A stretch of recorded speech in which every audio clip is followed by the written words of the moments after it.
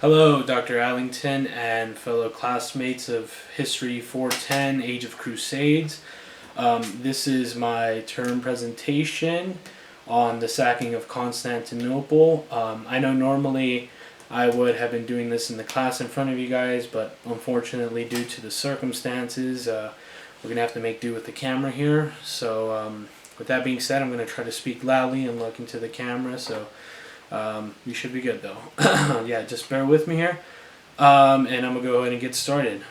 So I think a good starting point would be with the conclusion of the Third Crusade. Richard the Lionhearted and Philip II are able to successfully retrieve a lot of those Palestinian coastal cities, but one major stone remains unturned, and that is the city of Jerusalem itself is still in Muslim hands. I believe the way it ended was with a treaty with the Muslim leader, and he actually, within the treaty, it says that he gets to keep Jerusalem. So, pretty successful, but they still don't have Jerusalem. And so when Pope Innocent III is elected in 1198, he is he's described as he's a young guy during that time. He's described as being really tenacious and outgoing. And within a few months of him being appointed, he starts calling for a fourth crusade. After that, he appoints a French preacher by the name of Fulk of Nili to preach the crusade. Now, Fulk of Nili is sort of a controversial character within himself. He is he's sort of disliked and unpopular among the rich, but he really connects with the poor. And so with the poor, with this crusade, it sort of starts with the social movement with the poor and then goes up to the rich in a way. And so in 1199, Count Tybalt of Champagne hosts a jousting competition where he and many others vowed to join the crusade. Apparently, it's in the middle of this friendly competition. He's got a lot of elites and a lot of rich, high nobles around him and family, relatives, and stuff like that. And he just, in front of everyone, abruptly just proclaims that he is going to focus his efforts on serving the Lord. And in that moment, a lot of people join him as well. In 1202, the Crusader leaders finally meet up at a council in Sigeons. I think it might be somewhere in Italy, maybe France. Either way, they meet up to discuss which port they are going to depart from. Obviously, they've decided that porting from Italy and taking a sea route to the Middle East is the best choice. And they sent out these people to scout out the areas. And what they discovered is that Venice is the best place. It's the best equipped. It's got the most people, has the most money, and it has the most manpower to make all of these ships that they're going to need for transportation. So in 1202, it's chosen, and they strike a deal with the Doge of Venice, Enrico Dandolo, described as an old wise man. And they sort of not to get too into the particulars of the deal, but it is for about 85,000 marks in exchange for the transportation of all the Crusaders and a year's worth of food and all of that. So the Crusaders accept the deal, which is sort of what kind of makes this crusade kind of fall off the wagon here a bit. The Crusaders made a sort of mistake in accepting the deal. First of all, the crusading army that was predicted is obviously inflated. The numbers are way too huge. But other than that, there's disorganization among the Crusaders. There are Crusaders that are trying to depart from other ports in Italy, and they decide that as long as they're going to the same place, it doesn't matter. And that is why a 34,000 mark segment of the debt remains unpaid. So they still owe that much. And as time drags on, they realize that it's just never going to get paid. So the Doge offers them a proposal, which is if they take their political and economic rival of Zara and sack them, then he will settle the bet. So in November of 1202, the Crusaders, I can show you right here.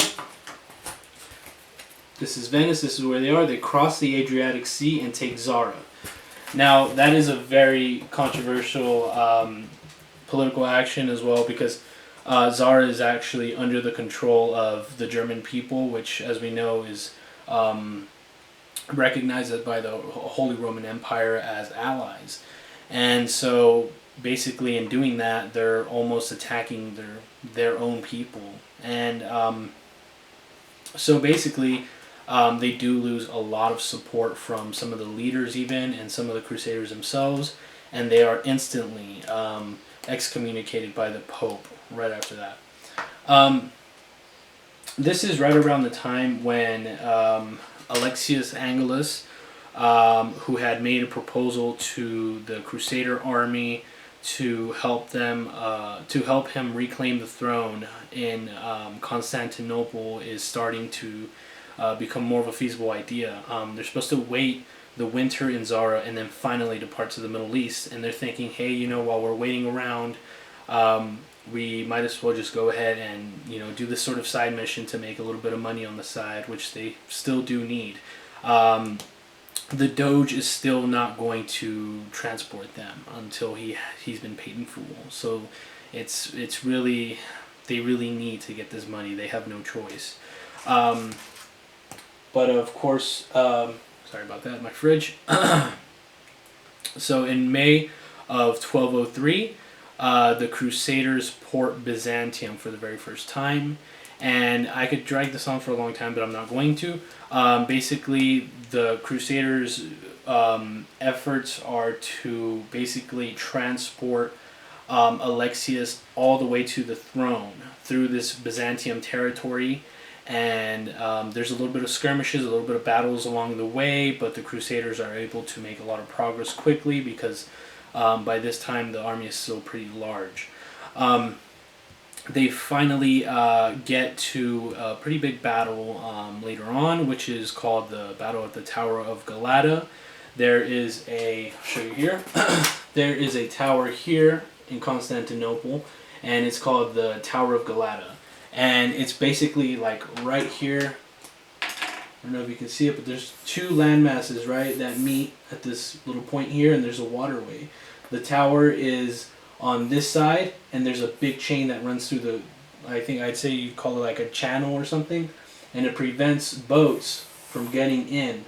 So what they have to do is take over that chain so that they can finally port onto the actual land of Constantinople, the city of Constantinople. So it's described as a pretty big battle. The Crusaders do have a pretty decent loss, and it's a pretty, like I said, it's a pretty big battle, and there's a pretty decent amount of tragedies, fatalities, casualties that the Crusaders endure, but nonetheless they are able to finally get to the city walls. In doing that, Alexius is finally crowned king, which is again not what it was originally planned out to be. Alexius, either, I don't remember exactly, and I don't think anybody truly knows, but Alexius was either lying or he was unbeknownst to the fact that he was not popular among his people. There's actually stories of them literally propping him up so that the people can see him, and they would throw large stones and literally try to kill him. Alexius is not popular, and the second really big blow to the crusading army, he does not have the money to pay them. He doesn't pay them anything at all. And so this is when civil unrest ensues. There is civil unrest on both the crusading side because the Crusaders are angry that they've attacked their own people. They don't have money, they're not in the Middle East, and they're tired and angry and fed up. And then there is the actual citizens of Constantinople, which are angry at being attacked. They're angry at Alexius because he's not the king that they want. And basically just division, fires blaze. There's a really large fire at the Tower of Galata. It destroys hundreds of thousands of people's homes, Riots raged, tension deepened, and people blamed Alexius. Now, during this time, there is a little bit of stuff that does happen. Alexius is dethroned by another Alexius who tries to lead some attacks at the Crusader army, but it doesn't work. The Crusader army is still pretty large, and basically he does nothing either. So it doesn't seem like there's anything that will cause these people to sort of calm down unless they simply just leave each other alone. But as we know, that doesn't happen. In 1204, the restless Crusader army attends a mass with vicious preaching, and it's sort of intended to persuade the crusading army that the people behind the walls of Constantinople are no longer Christians and that they are in fact enemies. So they're ready to attack, and they do so, and Crusaders have to fight uphill against the walls of the city, and they have some trouble in doing that. There is a passage in the book that says it's as simple as someone grabbing a large stone and throwing it over the wall and causing so much damage. So they're really struggling to climb the walls with siege machines, and all the while there are the Venetian war galleys in the sea that are just launching stuff, and finally, in an unexpected turn of events, a soldier squeezes through a small hole that was being made at the bottom of one of the walls, and it's true, it's a real story. I don't have his name on here, but he is a pretty brave guy. He climbs through this tiny hole against everyone's recommendations, and as soon as he reaches the other side, he unsheathes his sword, and in doing that, there's about 5 Byzantium people surrounding him, and as soon as he does that, apparently they all scatter and run away. I do believe I read also that the Byzantine people were not willing to die; they were simply angry.